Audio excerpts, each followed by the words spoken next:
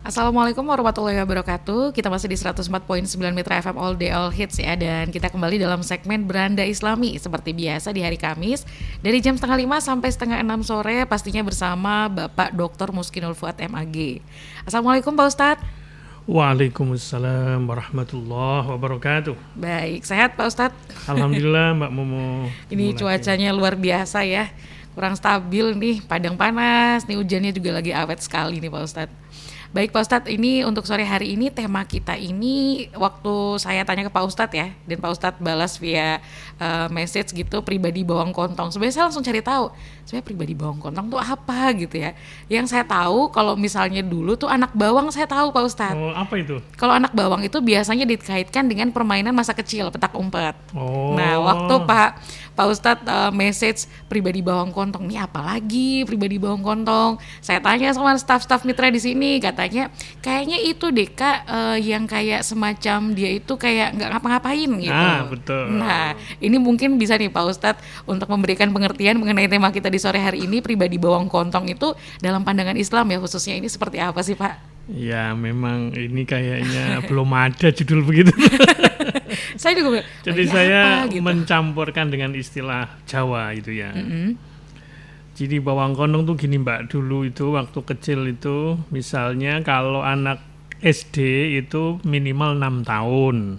Oh iya. Nah ada anak belum nyampe 6 tahun, misalnya 4 tahun.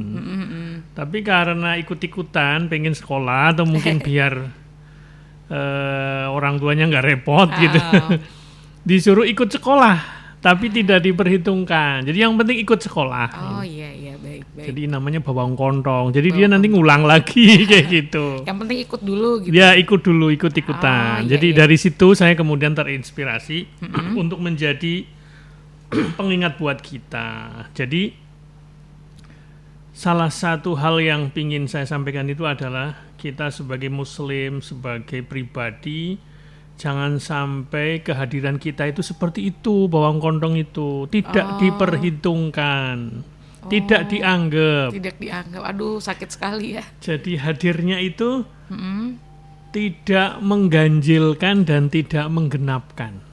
Nah, Iya. Antara ada dan tiada ya. iya betul. Kalau dalam bahasa Arab itu wujuduhu ka'adamihi. Jadi adanya itu sama dengan tidak adanya. Baik, oke, baik. Baik Pak Ustadz. Jadi misalnya mungkin realitas kita hari ini menjadi, kalau orang bawang kontong tuh jiwa bawang kontong itu menjadi pejabat, menjadi wakil apa ya saya nggak tahu, menjadi menteri, menjadi apapun lah ya. Iya. Itu jalurnya biasanya jalur koneksi.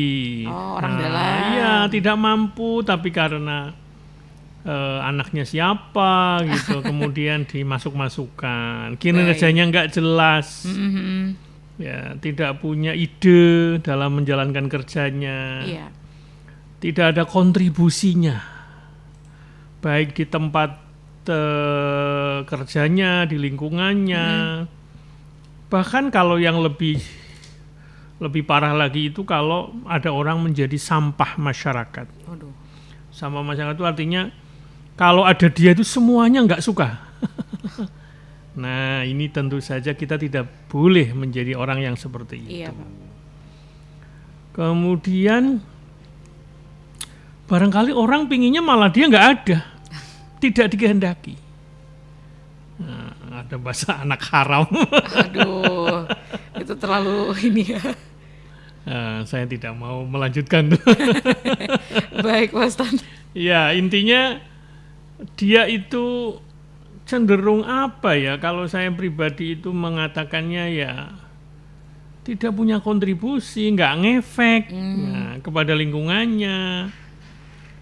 Jadi kalau dia misalnya nggak ada itu nggak ada orang kehilangan, malah syukur. Iya paham. Kalau dia nggak ada meninggal misalnya, orang nggak menangisi kepergiannya karena apalagi yang troublemaker misalnya.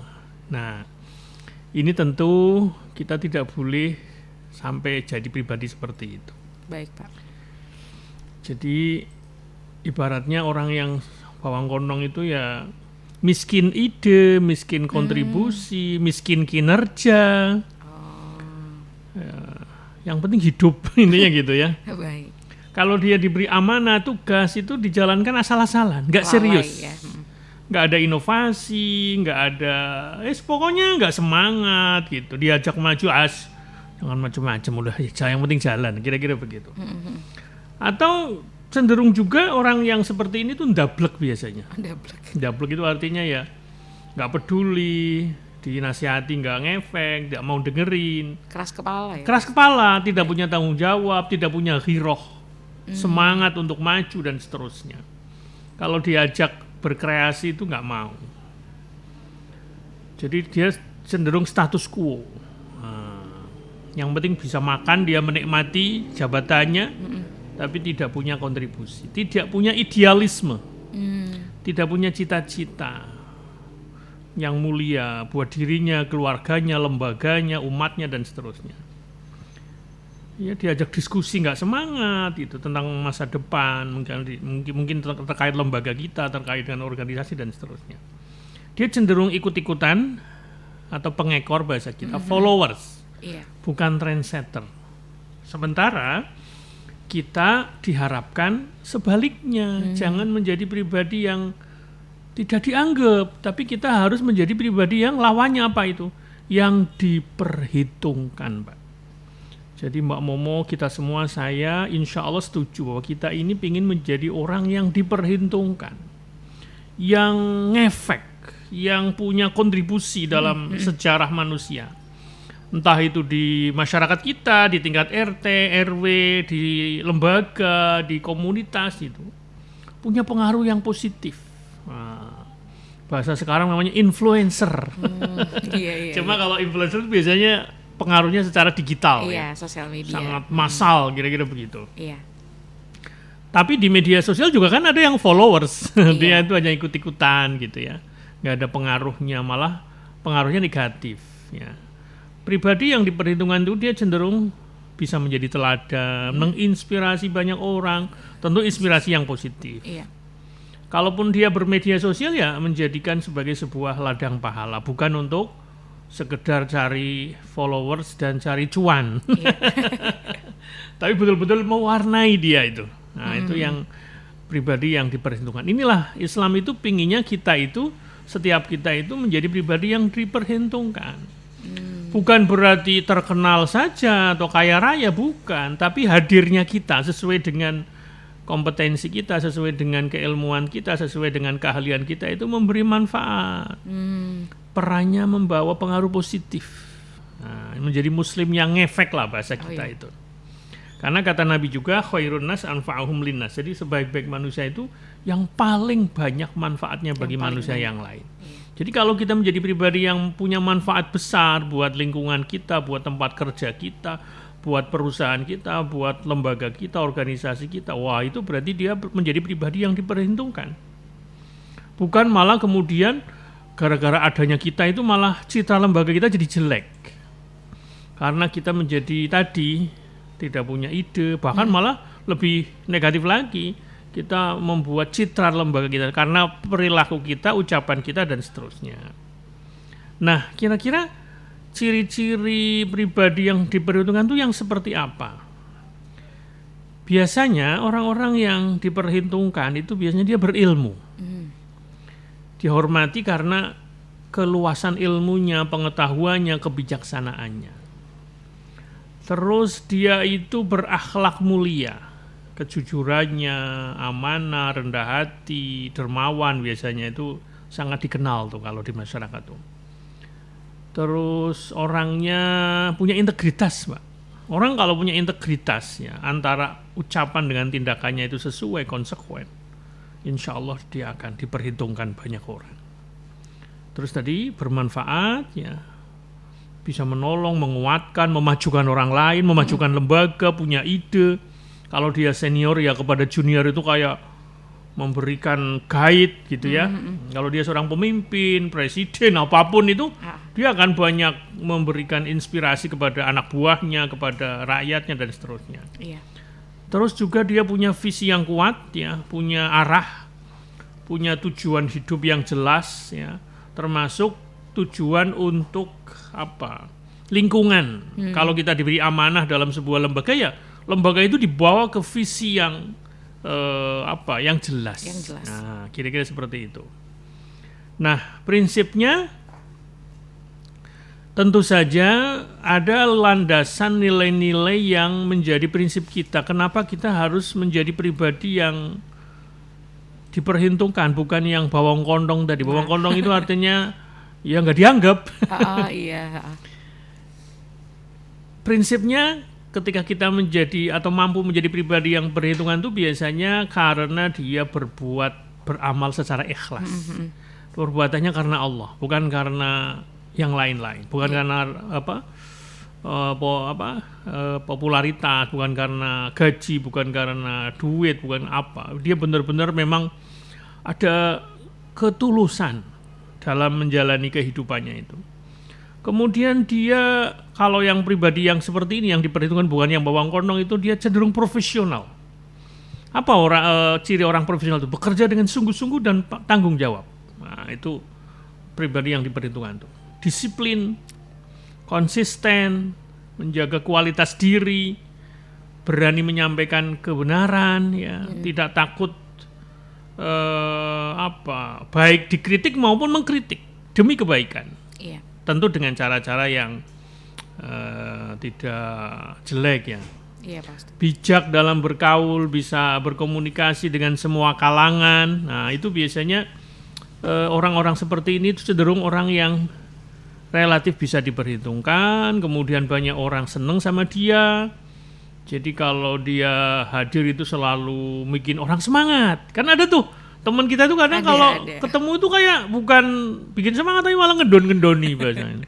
Ada, Pak Ustadz. Jadi dia itu bawaannya udahlah, jangan macem-macem, udahlah kayak gini aja. Nah, ini kayak gini udah bagus. Nggak usah macem-macem, nggak usah neko-neko. Iya. Nah, begitu. Begitu Mbak, nanti kita lanjutkan kembali. Ya, baik Mitra Lovers, jangan kemana-mana ya, tetap stay tune bersama segmen Beranda Islami. Dan pastinya yang ingin bergabung bersama kami di sini, silahkan yang mau bergabung untuk bertanya, silahkan di WhatsApp kami 0813 2615 1049. Kita ke commercial break berikut dulu. Kita kembali di 104.9 Mitra FM All Day All Hits, masih dalam segmen Beranda Islami untuk sore hari ini dengan tema pribadi bawang kontong. Nah, tadi sudah digambarkan dan dijelaskan oleh Pak Ustadz Bapak Dr. Muskinul Fuad ya untuk tema kita di sore hari ini. Dan kebetulan sudah ada yang bertanya nih Pak Ustadz. Boleh, silakan. Oke, kita sapa dulu untuk Bang Narto Teplak nih ya. Assalamualaikum Pak Ustadz. Waalaikumsalam warahmatullahi. Waalaikumsalam warahmatullahi. Nah Pak Ustadz, apakah orang yang tidak memihak atau tidak ikut sana sini termasuk bawang kontong? Nah, tidak memihak ya karena takut menyinggung kedua belah pihak. Silakan Pak Ustadz penjelasannya. Ya tentu beda ya. Apalagi dia wasit. Wasitnya boleh mihak ya. Baik. Ya kalau dia seorang pengawas pemilu atau KPU ya itu dia harus netral. Dalam pengertian itu kan posisi atau peran-peran yang memang harus menjaga keadilan ya, melayani semua dan seterusnya. Jadi agak beda. Kalau bawang kontong itu lebih kepada dia nggak punya kontribusi, nggak punya ide. Kalau kita kontribusinya menjadi orang yang netral untuk bisa mendamaikan, ya bagus itu malah. Ya kira-kira seperti itu. Kalau bawang kontong itu cenderung nggak punya pendirian, ikut arus, cari untungnya saja, nggak punya prinsip. Nah, jadi boleh jadi ya dia hanya memanfaatkan saja. Kalau memanfaatkan biasanya dia punya ide, punya cita-cita tapi jelek karena dia menjadi dalang misalnya. Tapi kalau dia bawang kontong itu malah kesannya ya, lebih kepada supaya kita tidak sampai menjadi orang yang nggak ada gunanya lah, kira-kira begitu. Ya kalau diukur-ukur semua orang ya ada gunanya, cuman kan sesuai dengan kondisi kita, dengan pendidikan kita, dengan prestasi kita, dengan bahasa kita, mungkin gelar kita, itu otomatis harus lebih menuntut pada kontribusi, manfaat, ide. Nah, kira-kira seperti itu. Ya, tapi kalau mereka yang memang rakyat kecil pun nggak punya pendidikan, ya tentu perannya kecil, barangkali seperti itu. Iya. Tapi kalau yang bawang kondong ini apa bahasanya ya, cenderung apatis ya, tidak mau berkontribusi, tidak mau, intinya ya Terima jadi aja. asal-asalan lah intinya gitu. Iya. Jadi yang penting apa ya, asal jalan lah. Yang penting urip bahasa Jawa. Oh gitu, baik. Nah itu menurut saya ini sebagai pengingat saja. Kita tentu saja harus menjadi pribadi yang sebaliknya. Tadi dengan ciri-ciri tadi. Nah terus bagaimana langkah praktisnya supaya kita menjadi pribadi yang diperhitungkan? Tentu kita harus membangun diri. Iya. Ya. Bagaimana cara membangun diri? Pertama tentu saja perbaiki kualitas spiritual kita, ibadah kita. Itu harus menjadi fondasi, Mbak. Karena kontribusi kita itu landasannya keimanan. Ya, bukan material tapi spiritual. Kemudian perkaya ilmunya ditambah terus, wawasannya terus belajar itu, karena kita akan otomatis akan dihargai karena pengetahuan atau ilmu kita. Kemudian latih kepemimpinan, ya, bagaimana mengelola diri, bagaimana mengelola kelompok kecil sampai ke masyarakat, kira-kira seperti itu. Ngurusi diri aja nggak beres, ngurusi masyarakat, kira-kira begitu. Keluarga itu juga perlu kita urus kan. Nah. Iya. Bangun reputasi, tapi bukan demi popularitas, demi viewers, bukan. Iya. Demi followers, bukan. Demi subscriber, bukan. Tapi betul-betul dengan cara menjaga amanah. Ketika kita diberi tugas, diberi jabatan, itu harus kita laksanakan dengan baik. Jangan mengecewakan rakyatnya, mengecewakan pemimpin kita biasanya bawahan nih, mengecewakan. Nah itu namanya tidak punya reputasi berarti.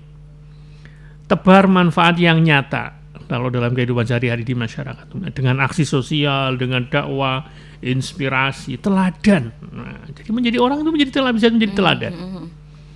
Nah, jadi nanti orang itu akan, itu loh seperti dia, kira-kira gitu. Kebaikannya bukan kejelekannya. Tapi kalau kita jadi contoh kejelekannya, wah itu mah repot itu. Nah, teladan itu dalam sejarah itu saya pikir kita sudah kenal semua lah. Kalau dalam sejarah itu ya misalnya Rasulullah sendiri misalnya itu kan dihormati karena dia al-amin, ya kan, orang yang dipercaya. Jadi sebelum jadi nabi jauh-jauh hari, sejak anak-anak remaja itu sudah menunjukkan sikap yang bisa dipercaya. Maka beliau nanti akan menjadi orang yang sangat berpengaruh di kaumnya dan masyarakat dunia umumnya. Kemudian Abu Bakar As-Siddiq ya, sahabat pengganti pertama beliau, khalifah pertama itu diperhitungkan karena keteguhan iman dan kepemimpinannya. Umar bin Khattab ya, khalifah kedua itu disegani karena keadilan dan keberaniannya. Nah, kira-kira kita apanya ya? Yang diteladani orang, yang diteladani dari kita itu apanya? Misalnya anak-anak kita itu meneladani kita itu apanya? Terus masyarakat kita, tetangga kita meneladani kita juga apanya? Itu pertanyaan buat kita. Jadi sekali lagi, mitra sekalian, pribadi yang diperhitungkan itu adalah pribadi yang keberadaannya itu membawa kebaikan. Nah, masyarakat kita itu butuh orang begini nih. Iya. Ucapannya didengar. Ya, jadi kalau ngomong itu kayak ngefek gitu loh, kayak nyetrum gitu, inspiratif gitu loh, motivasinya, iya berpengaruh.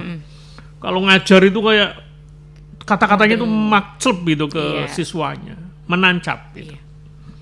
Sikapnya bisa diteladani, terus kontribusinya dikenang orang. Karena itu entah itu karena dia kreatif, memulai misalnya. Misalnya di kampung kita nih, sekarang kita punya tempat yang menjadi tempat berkumpulnya anak-anak muda, misalnya ya di sebuah kampung. Gara-garanya ternyata dulu-dulunya ada bapak-bapak yang sudah nggak ada, dia kemudian menginisiasi kumpul-kumpul di sebuah tempat, dia bikin tempat ya, yang kemudian menjadi tempat berkumpul tapi untuk hal yang positif ya, anak muda pada berkarya dan seterusnya. Di situ dia ngobrol, diskusi, olahraga macam-macam. Nah, inisiasi bapak itu menjadi amal yang dikenang oleh masyarakatnya itu. Jadi di perhitungan di sini tentu saja bukan sekedar duniawi, Pak, tapi juga di sisi Allah. Jadi amal kita, kontribusi kita itu bukan hanya dimensinya dunia. Jadi terkenal terus jadi misalnya dicatat, ditulis di museum rekor, misalnya bukan itu. Ya itu boleh jadi itu hanya akibat saja. Jadi terkenal itu resiko. Tapi yang penting tentu saja itu atas dilandasi semangat keimanan dan keikhlasan. Jadi diperhitungkan di hadapan Allah juga, bukan hanya di tengah-tengah manusia. Karena kata Allah surat Al-Hujurat ayat 13 saya pikir sudah kita sering dengar. Inna akramakum indallahi atqakum. Jadi sesungguhnya orang-orang yang paling mulia di antara kamu di sisi Allah adalah yang paling bertakwa. Takwa dimensinya luas sebenarnya, bukan hanya urusan ibadah ke Allah tapi juga ke manusia. Dalam pengertian bermanfaat, beramal dan seterusnya. Begitu Mbak, nanti kita teruskan kembali. Baik, nah itu ya Mental Lovers, nanti akan kita lanjutkan lagi perbincangan kita tentang tema kita di sore hari ini. Jangan kemana-mana, tetap bersama dalam segmen Beranda Islami. Baik Mental Lovers, kita masih dalam segmen Beranda Islami. Nah Pak Ustadz, ini sudah ada yang bertanya, tapi sebelum itu saya juga mau bertanya dulu nih Pak Ustadz. Boleh, silakan. Nah Pak Ustadz, berarti kalau misalnya bawang kontong ya seperti yang sudah tadi dijelaskan Pak Ustadz nih, apakah sikap munafik itu bisa disamakan dengan bawang kontong ini sendiri Pak Ustadz?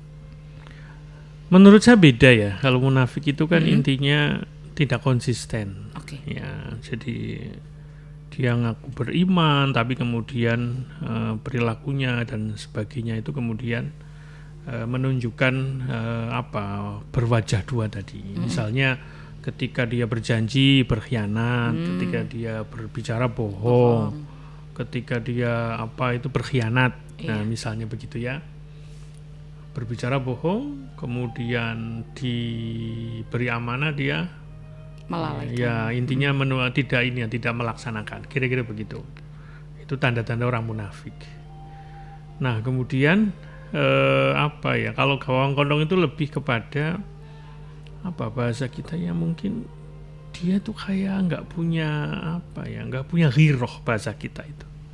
Ghiroh itu nggak punya semangat. Nah kemudian tadi karena dia tidak punya pengaruh, pokoknya asal jalan, tidak punya cita-cita, tidak punya idealisme, akhirnya jadi membuat orang lain tuh jadi gimana gitu. Nah, intinya ya nggak ngefek lah bahasanya gitu. Kalau munafik kan dia punya niat jahat ya, beda kalau itu. Boleh jadi dia kelihatannya berkontribusi kelihatannya tuh, dia pinter bersandiwara, berdrama dan sebagainya. Iya, agak beda menurut saya gitu Mbak. Oke, baiklah. Nah sekarang kita sapa lagi Mbak Nunu yang sudah bergabung Pak melalui WhatsApp online-nya. Assalamualaikum Pak Ustadz. Waalaikumsalam. Maaf Pak Ustadz, saya tanya di luar topik lagi nih. Boleh. Nah, bagaimana penerapan atau praktek pasrah kepada Allah setelah kita ini sudah berusaha dan berdoa sekuat yang kita bisa? Terima kasih sebelumnya. Ya, jadi tawakal itu setelah kita berusaha kuat. Kalau belum tercapai bagaimana? Jadi berpasrah di sini bukan menyerah, bukan. Ya, coba lagi gitu. Atau ganti. Ya, ganti artinya misalnya kita berusaha di satu bidang nih.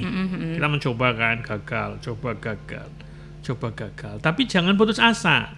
Tetap berharap kepada Allah. Bekerja sekuat-kuatnya, bekerja keras dengan berbagai ilmu ya, yang barangkali terbaru metodenya diusahakan terus. Kalau nggak berhasil, kemudian kita punya pikiran, kayaknya saya punya alternatif ini. Nah itu coba lagi, begitu terus, tidak ada habisnya. Yang penting itu sikap mental sebenarnya, lebih kepada kita menyerahkan diri hasilnya kepada Allah, berdoa gitu ya, bukan menyerah. Jadi kita itu berserah, bukan menyerah. Ya.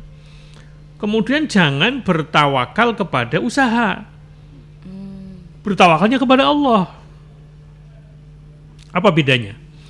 Kalau bertawakal kepada usaha itu, dia nggak percaya Allah. Dia berusaha nih. Nah, itu keyakinannya, pasti usaha saya tembus, gitu. Jadi dia ke Allah, tapi ke usahanya, ke ilmunya dan seterusnya. Itu orang yang nggak beriman. Kalau orang beriman nggak gitu. Ya, ilmu usaha itu kan juga atas izin Allah juga kan. Jadi setelah kita berusaha sekuat tenaga, kan kita tinggal menunggu hasil nih. Iya. Kok nggak lulus misalnya? Nah, kita introspeksi. Kalau kita masih minat di situ nih, Iya. kita perbaiki lagi, latihan lagi. Mungkin ke-6-nya baru lulus. Iya Pak Ustadz. Jadi saya pernah Mbak, waktu itu saya lagi kuliah di Jogja nih, Oke. S2 waktu itu. Jadi kan kalau mau lulus itu harus mencapai skor sekian. Iya. Dan saya baru sampai lulus bisa lulus S2 itu setelah 6 kali tes TOEFL. 6 kali. Padahal waktu itu saya ditawari oleh teman, mau nggak tak bantu kayak gitu. Jadi dia menawarkan jadi joki lah. Oh iya, istilahnya sekarang seperti Joki, jadi kayak dia ngasih jawaban gitu. Dia ikut tes gitu. Enggak lah, saya nggak mau, saya pengen berusaha sendiri. Nah, itu berusaha terus, bolak-balik saya ke Jogja. Waktu padahal saya udah di sini loh, bolak-balik gitu kan. Coba kalau dipikir-pikir tuh habis berapa itu bolak-balik gitu. Iya Pak Ustadz. Sampai lulus, alhamdulillah. Rasanya seneng banget, Mbak. Iya, beda ya Pak. Beda. Hasilnya itu diperoleh. Coba kalau saya waktu itu menyerah terus ngikut saran temen itu, waduh dosa lagi malah. Iya. Ya itu sekedar contoh, barangkali bisa memotivasi. Intinya selama kita memang tetap misalnya di sebuah kegiatan atau sebuah bidang yang kita ingin usahakan itu, entah itu bisnis, entah itu apa gitu ya. Tapi bisa juga setelah dicoba beberapa kali kita sudah berusaha, kemudian berpasrah kepada Allah, doa gitu ya. Kok masih gagal terus? Kok kemudian kita punya pikiran lain? Saya coba jalan lain deh. Nah, jalan lain termasuk tawakal, termasuk ikhtiar juga. Nah, setelah kita coba tawakal, alhamdulillah berhasil. Nah, boleh jadi begitu maksudnya. Itulah penerapannya. Yang penting jangan memasrahkan atau mengandalkan kepada usaha kita, tapi pasrahnya kepada Allah setelah kita berusaha. Begitu Mbak caranya. Ya, tidak ada cara lain. Pokoknya nggak ada ujungnya. Selalu berusaha. Serahkan kepada Allah. Usaha, serahkan kepada Allah. Begitu. Oke, baik. Semoga terjawab ya untuk Mbak Nunu, lagi stay tune nih kayaknya ya untuk jawaban dari Pak Ustadz. Semoga bisa membawa jawaban yang menenangkan untuk Mbak Nunu. Nah, kita lanjutkan lagi mungkin Pak Ustadz mengenai tema kita. Salah satu tema yang barangkali bisa menguatkan bagaimana kita menjadi pribadi yang diperhitungkan, bukan yang bawang kondong tadi. Karena ini eranya digital Mbak, tentu ada kata-kata yang sangat relate. Bahasa sekarang namanya influencer. Yaitu orang yang punya pengaruh besar terhadap perilaku, opini, dan gaya hidup orang lain. Nah itu. Kalau kemarin kita bicara gaya hidup kan, ada orang yang kayaknya mewah-mewah, akhirnya menyulut masyarakat, demonstrasi, penjara dan sebagainya kan. Nah kok kemudian kita tampil menjadi orang yang cenderung mengajak orang untuk tidak berfoya-foya, tidak bermewah-mewah karena kita sangat empati terhadap masyarakat kita yang ekonominya lagi kesulitan. Nah itu berarti kita influencer, entah itu dengan konten kita, dengan ceramah kita, dengan buku kita, dengan status story kita dan seterusnya. Nah ini yang diharapkan. Jadi kita menjadi bahasa kalau dalam konsep agama itu teladan yang baik. Kalau di surat Al-Ahzab itu a'udzubillahi minasyaitonir rajim, ini biasanya dibaca pas Maulid Nabi. Ini kan masih bulan Maulid ya. Iya. Rabiul Awal dia. Laqad kana lakum fi Rasulillahi uswatun hasanah. Jadi sungguh telah ada pada diri Rasulullah suri teladan yang baik bagimu. Jadi Rasulullah itu adalah influencer sepanjang zaman. Iya. Kira-kira begitu. Nah, menjadi muslim tentu saja kita tidak bisa seperti Rasulullah ya, tapi kita mencontoh beliau. Jadi menjadi seorang muslim itu ya berusaha jadi influencer dalam tingkatan yang berbeda-beda. Mungkin kita mampunya influencer dalam komunitas kita, ya sudah. Dalam pertemanan, dalam grup WA.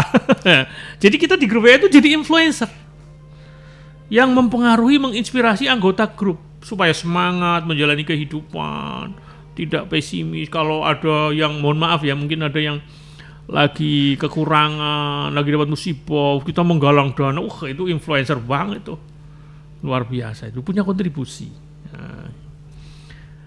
Kemudian tentu saja prinsipnya kita ketika menjadi influencer seorang influencer muslim itu niatnya harus lurus. Jadi segala konten, pengaruh yang diniatkan itu untuk kebaikan, bukan popularitas. Nah, tadi udah berkali-kali kita sampaikan di era digital seperti ini.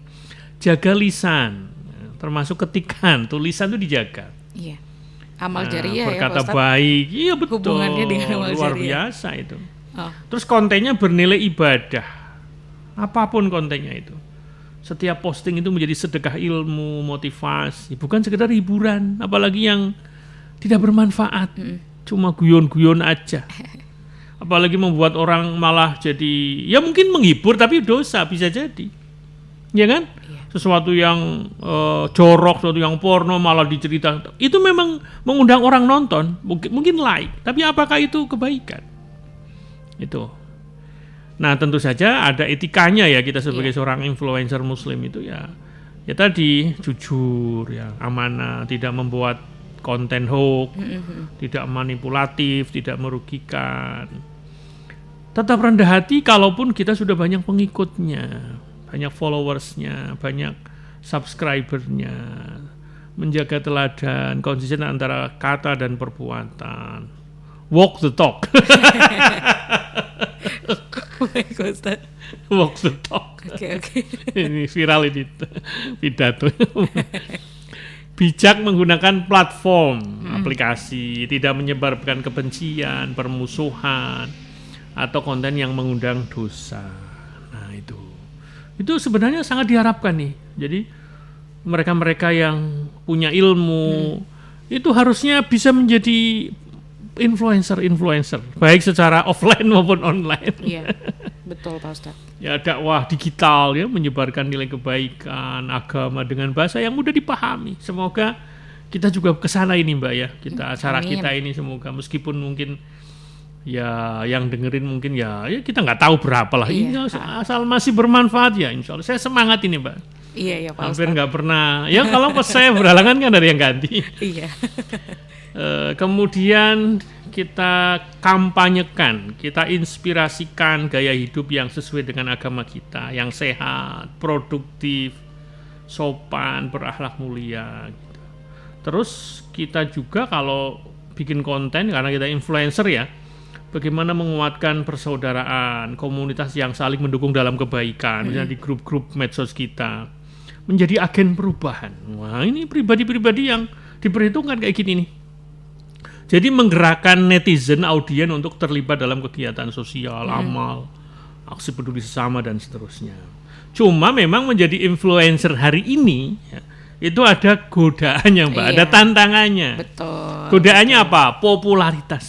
Iya, betul sekali. Mencari like dan viewers, bisa niatnya jadi geser. Iya. Nah ini yang kayaknya semoga kita tidak seperti itu ya. Terus kadang-kadang apalagi mereka youtuber public figure itu, wah itu dapat tekanan dari audien. Itu yang kayak Pak Ustadz bilang ya, namanya iman kan naik turun ya Pak Ustadz. Nah mungkin ini sedikit bersambung ya, berkesinambungan nih. Itu yang harus kita jaga tuh. Biar gimana konsisten. Mungkin kadang konten kita nggak dapat perhatian tuh, kurang yang nonton misalnya. Itu juga dapat kritik. Nah, itu siap, cibiran barangkali. Sabar kita, harus sabar, istiqomah dalam berdakwah misalnya begitu. Nah, jadi kuncinya kalau kita menjadi seorang influencer muslim itu ya, menjadi pribadi yang diperhitungkan itu ya ikhlas. Ini yang menurut saya berat ini, hanya karena Allah bukan karena pamrih dunia. Terus ilmu, harus berdasarkan ilmu, jangan ngawur ya. Jangan hoax, ya, jangan fitnah ya, tapi harus ada pengetahuan, bukan sekedar ikut tren.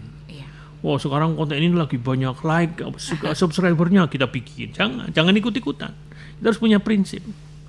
Terus akhlak, jaga etikanya, lembut dalam menyampaikan pesan, konsistensi, istiqomah, kontennya bermanfaat terus, kira-kira begitu. Nggak peduli yang nonton berapa. Artinya gini.